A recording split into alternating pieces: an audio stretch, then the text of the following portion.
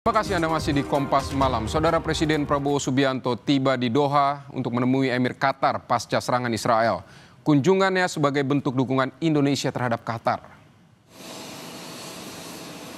Prabowo tiba di Doha pada Jumat sore waktu setempat di Bandara Internasional Doha.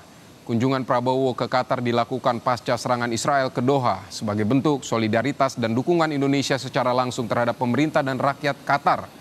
Sebelumnya Prabowo juga menelepon langsung Sheikh Tamim pada Rabu lalu untuk menanyakan situasi terkini di Qatar usai Israel menyerang Doha.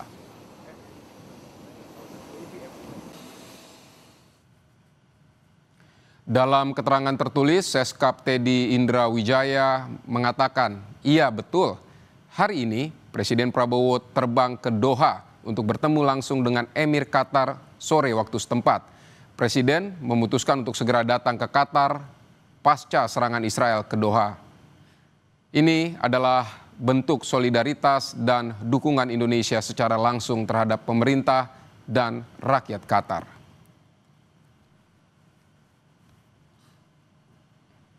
Saudara Presiden Prabowo Subianto setuju pembentukan tim investigasi independen untuk menyelidiki kerusuhan di balik aksi demo pada akhir Agustus yang menewaskan 10 orang. Kendati sudah ada restu 6 lembaga HAM, tetap membuat tim pencari fakta sendiri.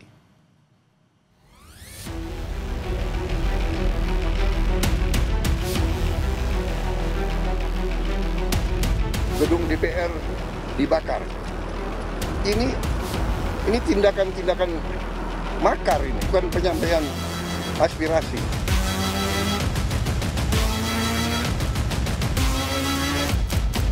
Semua aparat negara akan selidiki siapa yang bertanggung jawab.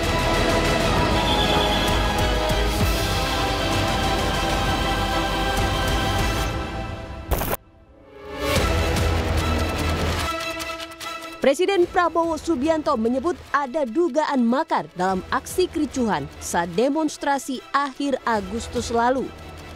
Pernyataan ini memicu desakan untuk membentuk tim investigasi independen dari sejumlah tokoh untuk mengungkap pihak yang memiliki agenda lain dan menurunkan gejolak publik. Kamis malam, usai bertemu dengan tokoh-tokoh dari Gerakan Nurani Bangsa di Istana Kepresidenan, Presiden Prabowo memberikan lampu hijau untuk dibentuknya tim investigasi independen kericuhan aksi demonstrasi pada akhir Agustus 2025. Perlunya dibentuk komisi investigasi independen terkait dengan kejadian Prahara Agustus beberapa waktu yang lalu yang menimbulkan jumlah korban jiwa, korban kekerasan, luka-luka dan seterusnya yang cukup banyak. Presiden menyetujui pembentukan itu dan detailnya tentu nanti pihak istana akan menyampaikan bagaimana formatnya. Wakil Kepala Staf Kepresidenan Muhammad Kodari menyebut salah satu alasan Prabowo menyetujui dibentuknya tim investigasi independen adalah sebagai bentuk komitmen Prabowo terkait pernyataannya untuk mengusut tuntas secara transparan. Beberapa pada akhir bulan Agustus ada unjuk rasa tetapi juga ada perusuh ya, dan dua itu memang yang harus dibedakan. Apa yang terjadi itu memang harus diperjelas. Sekaligus itu nanti juga akan menjawab pertanyaan dari publik, dari masyarakat dan termasuk dari adik-adik kita mahasiswa ya, bahwa memang Pak Prabowo betul-betul ingin agar proses ini diusut dengan setegas-tegasnya. Perhimpunan Bantuan Hukum Indonesia mengapresiasi sikap Prabowo menyetujui pembentukan tim investigasi independen, tetapi dalam pelaksanaannya harus dikawal. Harus dipandang sebagai satu komitmen pertanggungjawaban negara melalui seorang presiden. Kemudian pembentukan tim investigasi independen ini perlu dilakukan untuk mengungkapkan fakta dan kebenaran apakah betul terjadi dugaan keterlibatan anggota militer baik dari TNI ataupun BAIS sehingga memenuhi persyaratan terjadinya dugaan pelanggaran berat hak asasi manusia. Kendati sudah ada restu pembentukan tim investigasi, 6 lembaga hak asasi manusia yakni Komnas HAM, Komnas Perempuan, KPAI, Ombudsman, Komisi Nasional Disabilitas dan LPSK berinisiatif tetap membentuk tim independen pencari fakta sendiri. Tim ini akan bergerak paralel dengan tim investigasi bentukan pemerintah. Selain mencari fakta-fakta adalah bagaimana menggali sejumlah informasi terkait dengan situasi korban, apa yang sudah dilakukan pemerintah dan apa nantinya yang harus kami rekomendasikan untuk mendorong adanya keterbukaan terkait kebenaran, keadilan, pemulihan bagi para korban. Jadi karena kewenangan masing-masing lembaga HAM ini berbeda, tentu disitulah justru kekuatan tim ini nantinya karena akan saling melengkapi. Akhir Agustus lalu, gelombang demo terjadi di berbagai kota di Indonesia. Demo yang berujung rusuh ini menyebabkan setidaknya 10 orang meninggal dan mengakibatkan kerusakan banyak fasilitas umum dan kantor pemerintah. Tim Liputan, Kompas TV. Saudara, kendati sudah ada lampu hijau dari Presiden Prabowo untuk pembentukan tim investigasi di balik kerusuhan pada akhir Agustus lalu, 6 lembaga HAM tetap membuat tim pencari fakta sendiri. Dan saudara, untuk mengulasnya sudah ada komisioner Komnas HAM, ada Abdul Haris Semendawai. Pak Dawai, selamat malam, terima kasih untuk waktunya di Kompas Malam hari ini. Ini Presiden sudah kasih lampu hijau, tapi 6 lembaga HAM akan membentuk atau sudah membentuk tim sendiri untuk mencari fakta. Apa yang jadi alasannya, Pak? Ya, jadi kami sebenarnya sudah bekerja cukup lama ya. Jadi beberapa waktu setelah kejadian Komnas HAM sudah turun dan juga lembaga-lembaga lain sesuai dengan fungsi tugas masing-masing juga sudah turun mencari fakta, bertemu dengan pihak-pihak berwenang. Dan setelah itu kami bertemu dan ternyata temuan yang kami peroleh ini sebenarnya sifatnya komplementer ya. Misalnya untuk Komnas Perempuan mereka perhatian kepada isu perempuannya, KPAI itu terkait dengan anak-anak, ribuan anak waktu itu yang ditahan, kemudian juga ada yang disabilitas dan lain sebagainya. Jadi kemudian kerusakan fasilitas publik. Itulah yang membuat kami menilai bahwa kita harus mencari fakta secara bersama-sama gitu. Karena masing-masing kami sebenarnya sudah bekerja sesuai dengan kewenangan kami dan proses untuk membentuk tim independen ini tidak mendadak ya, tapi sudah kita mulai 10 hari lalu. Jadi sebelum ada informasi bahwa pemerintah akan membentuk tim independen, kami memang sudah berencana untuk melakukan pengumpulan fakta secara bersama-sama agar supaya data yang kami peroleh itu bisa lebih lengkap, lebih akurat, lebih mendalam, dan juga bisa data-datanya bisa kami peroleh dari berbagai tempat sehingga kami bisa memberikan gambaran nanti pada akhirnya terkait dengan peristiwa yang terjadi di akhir Agustus dan awal September kemarin sebenarnya peristiwa apa itu yang paling penting gitu. Jadi yang pertama tentunya kami akan melakukan pengumpulan fakta.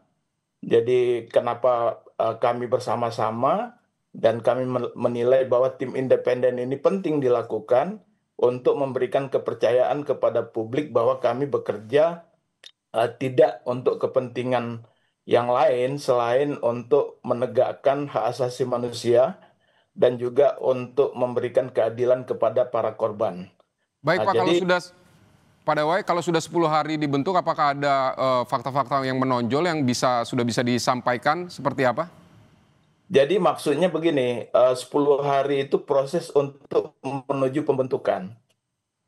Nah, tetapi kan lembaga masing-masing itu memang sudah bekerja untuk memperoleh data-data tersebut dan sudah ada sejumlah data yang kami peroleh, misalnya KPAI menemukan sejumlah anak yang waktu itu ditahan ya, diperiksa, ditahan, ada bahkan ribuan meskipun kemudian sudah sebagian besar sudah dilepas, kemudian juga ada berbagai kerusakan publik, bahkan juga Komnas HAM menemukan ada 10 orang meninggal dunia yang tentunya kami juga sudah dalami, kami juga sudah bertemu dengan pihak keluarga dan lain sebagainya, tetapi ini kan perlu pendalaman-pendalaman lebih lanjut dan juga kami berharap dari masyarakat sendiri akan memberikan info-info tambahan sehingga kami bisa mendapatkan gambaran terkait peristiwa ini yang lebih utuh karena informasi yang berkembang kan kemana-mana ya, sehingga perlu memang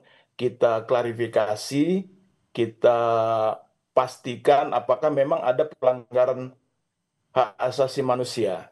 Nah, lalu setelah itu kita akan lakukan analisis ya terhadap data-data yang kami peroleh untuk melahirkan sejumlah rekomendasi, termasuk untuk pemulihan kepada korban, juga untuk kepentingan pemulihan publik, dan memastikan agar peristiwa yang sama tidak terulang kembali di masa yang akan datang. Nah, karena itu saya kira dukungan dan dari pihak masyarakat, civil society, dan juga dari pihak aparat penegak hukum dari berbagai instansi, institusi pemerintah, ini tentunya diperlukan ya untuk supaya kami dapat memperoleh data-data yang seakurat-akuratnya, sehingga kemudian rekomendasi yang akan dilahirkan oleh tim independen ini betul-betul sesuai dengan kenyataannya gitu. Pak, baik, nanti fokus atau concern dari kerja dari tim ini akan seperti apa? Apakah mencakup semua atau memang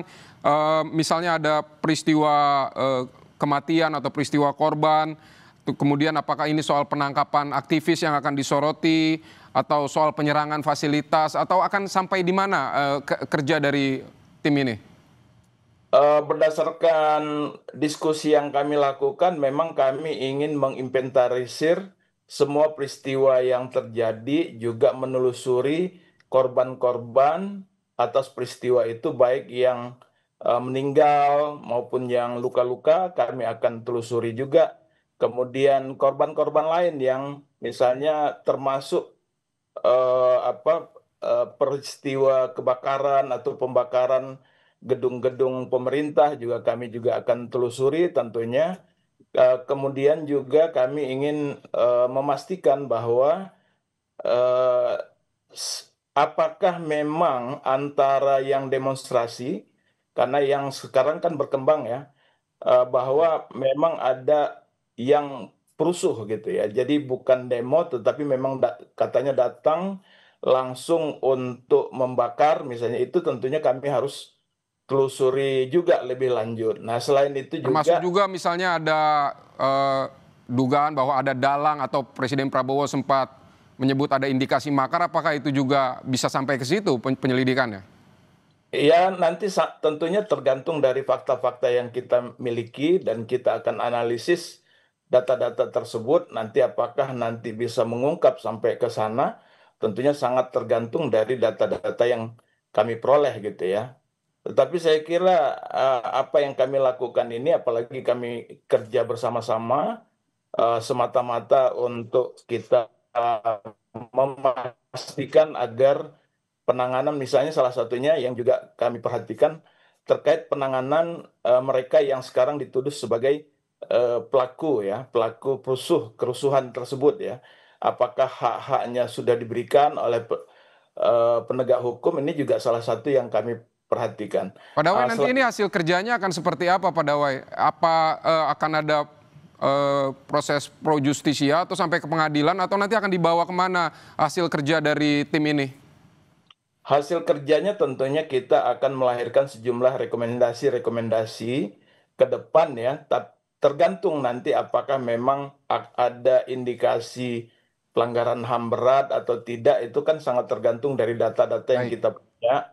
Tetapi rekomendasi itu yang akan kita berikan adalah rekomendasi menyeluruh, baik itu terkait siapa pelaku yang tentunya kita rekomendasikan untuk bisa diproses secara pidana kalau memang itu terjadi. Kemudian untuk pemulihan korban juga penting, termasuk pencegahan jangan sampai hal-hal seperti ini terulang kembali di masa yang akan datang. Baik, Komisioner Komnas HAM Abdul Haris Semendawai, terima kasih untuk informasi yang Anda berikan untuk Kompas Malam hari ini. Baik, terima kasih.